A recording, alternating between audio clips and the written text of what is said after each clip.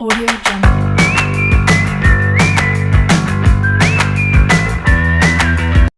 Bismillahirrahmanirrahim. Assalamualaikum warahmatullahi wabarakatuh. Selamat berjumpa kembali pada hari ini pada pembelajaran fisika. Mudah-mudahan pada hari ini kita dalam keadaan sehat walafiat dan siap untuk menerima pembelajaran fisika hari ini. Pada kesempatan ini kita akan membahas tentang materi gerak. Ya, apakah yang dimaksud dengan gerak? Nah, setiap hari kita melakukan aktivitas.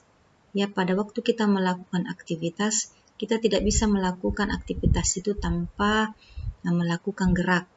Nah, di dalam fisika kita mengetahui gerak itu ada beberapa macam. Ya, jadi menurut bentuk lintasannya ada beberapa macam gerak. Untuk lebih mempelajari tentang gerak, marilah kita bersama-sama memperhatikan materi berikut ini. Ya, selamat datang di dunia fisika yang menyenangkan. Mudah-mudahan dalam mempelajari fisika hari ini kita semua dalam keadaan bahagia, sehingga pelajaran ini bisa mudah kita pahami dengan baik, karena kita mempelajarinya dengan penuh keikhlasan dan kebahagiaan. Mudah-mudahan siswa sekalian yang ada di rumah dan di mana saja bisa menyimak materi ini dan mudah untuk dipahami. Ya, kompetensi dasar yang akan kita pelajari sekaitannya dengan gerak ya, yaitu materi pengetahuan 32 memahami gerak lurus dengan kecepatan dan percepatan konstan. Kemudian kompetensi keterampilannya adalah menyajikan data dan grafik hasil percobaan perpindahan waktu untuk mengetahui kecepatan dan kecepatan waktu untuk mengetahui percepatan. Kemudian materi, kita masuk ke dalam pembahasan materi, yaitu terdiri dari yang akan kita bahas pada hari ini, yaitu yang pertama pengertian gerak, yang kedua macam-macam gerak menurut lintasannya, yang ketiga macam-macam gerak lurus, yang keempat gerak lurus beraturan. Ya, marilah kita pertama-tama membahas tentang pengertian gerak. Pengertian gerak, gerak adalah perubahan kedudukan secara terus-menerus atau kontinu. Suatu benda dikatakan bergerak jika benda itu berubah kedudukannya terhadap suatu acuan tertentu, baik menjauhi maupun mendekati. Jadi itulah artinya pengertian daripada gerak, yaitu perubahan kedudukan atau posisi yang berlangsung secara terus-menerus terhadap suatu acuan. Ya, misalnya kita bergerak di sebuah mobil bergerak di terminal, meninggalkan terminal. Berarti mobil itu menjauhi terminal, artinya dia melakukan gerak menjauhi terminal. Jadi ada perubahan posisi antara mobil itu dengan terminal atau terhadap suatu acuan tertentu. Misalnya acuan kita adalah terminal. Kemudian misalnya contoh yang lain yaitu pesawat terbang ya. Kemudian misalnya dia tinggal landas.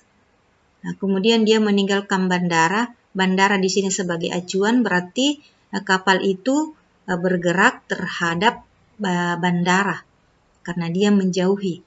Nah, begitu pula dengan kapal yang mendekati, berarti dia memiliki perubahan posisi terhadap bandara itu yang dianggap sebagai acuan dari pesawat terbang. Kemudian macam-macam gerak. Nah, berdasarkan lintasannya, gerak dapat dibedakan menjadi yang pertama gerak lurus, yaitu gerak yang lintasannya berbentuk garis lurus.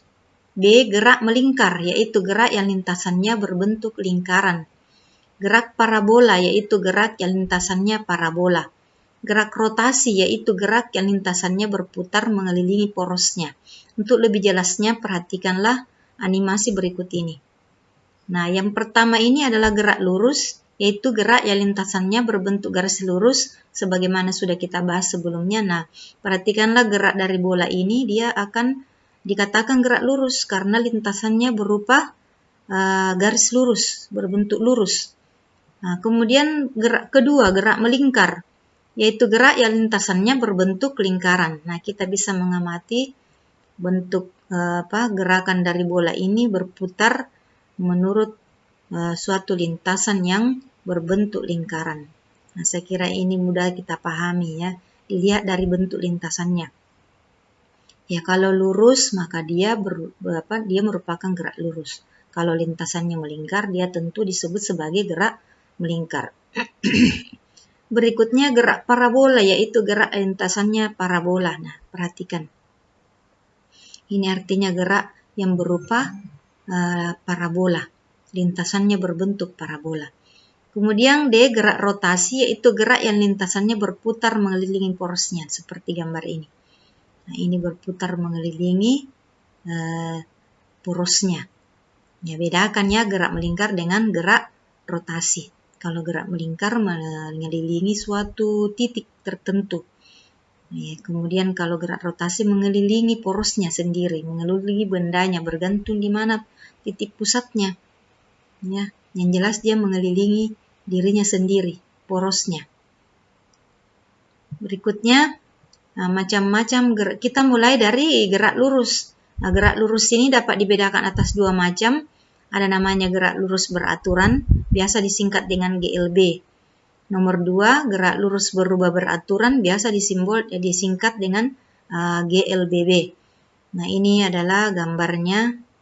Ya, ini bentuk GLB, gerak lurus beraturan.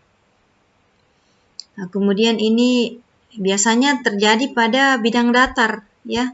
Sedangkan pada GLBB atau gerak lurus berubah beraturan, biasanya dia berbentuk, di sini dia kecepatannya berubah, ya. Sehingga biasanya terjadi pada bidang miring, ya, bidang miring. Nah, kemudian pada tanjakan atau bidang miring. Bisa juga pada pada jalanan yang mendatar, tetapi kecepatannya berubah. Nah, berikutnya kita mulai dengan membahas tentang gerak lurus beraturan.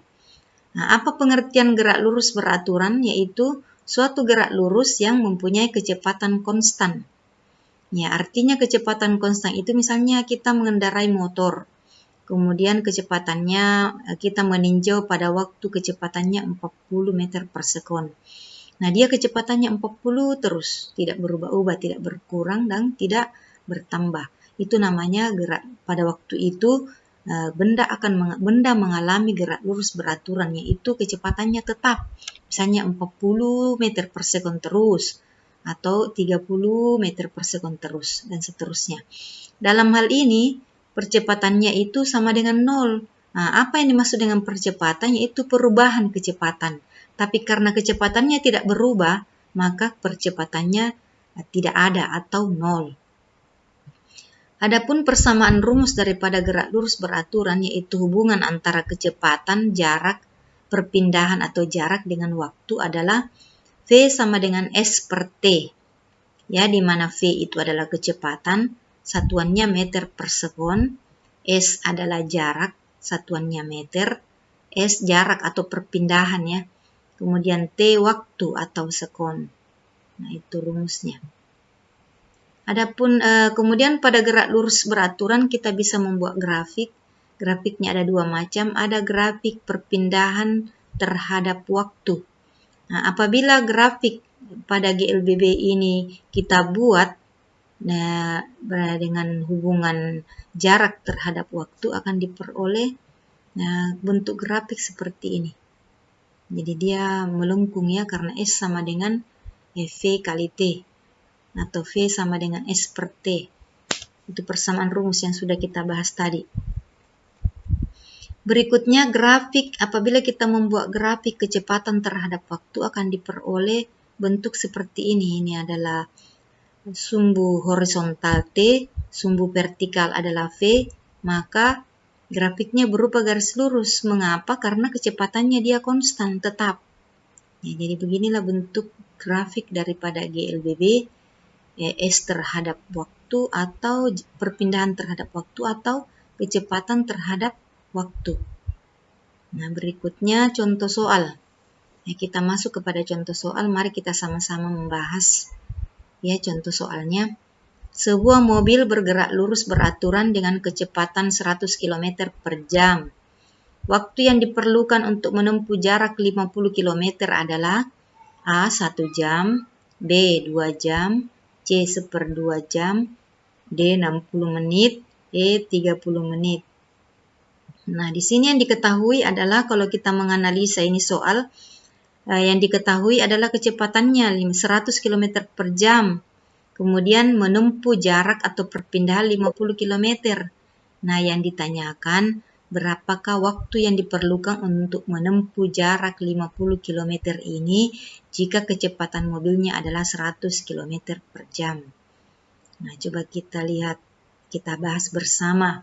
Pembahasan soalnya tadi diketahui P adalah 100 km per jam, jaraknya atau perpindahannya 50 km, yang ditanyakan adalah T. T-nya berapa? Nah, rumusnya itu tadi ya, S sama dengan V kali T. Kalau T-nya yang ditanyakan tentu S per V.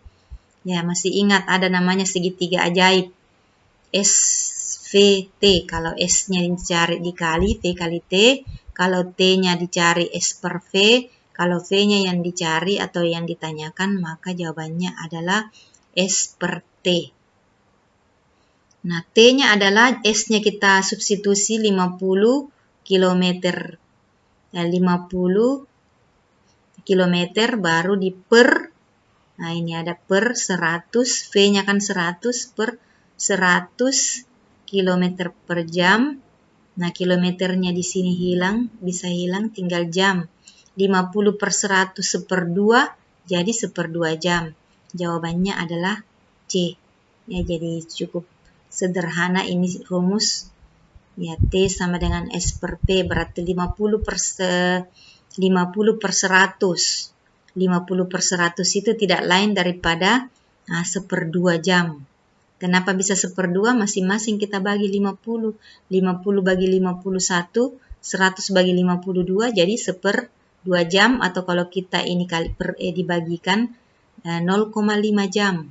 Ya, nah, begitulah jawaban dari contoh soal kita. Ya, saya kira sampai di sini pembahasan kita tentang gerak. Ya, untuk berikutnya kalian menjawab soal. Nah, ini adalah soalnya, silakan dijawab ya. Ibu bacakan soalnya. Sebuah mobil bergerak lurus beraturan dengan kecepatan 60 meter per sekon. Berapakah jarak yang ditempuh setelah 2 menit? Ya, silakan dikerjakan di buku tugas, kemudian difoto, baru diupload di Classroom, disertai foto diri saat mengerjakan dengan berpakaian seragam sekolah. Ya, sampai di sini dulu pertemuan kita, pembahasan kita tentang gerak lurus. Minggu depan kita akan membahas tentang gerak lurus berubah beraturan. Nah, sekian, assalamualaikum warahmatullahi wabarakatuh.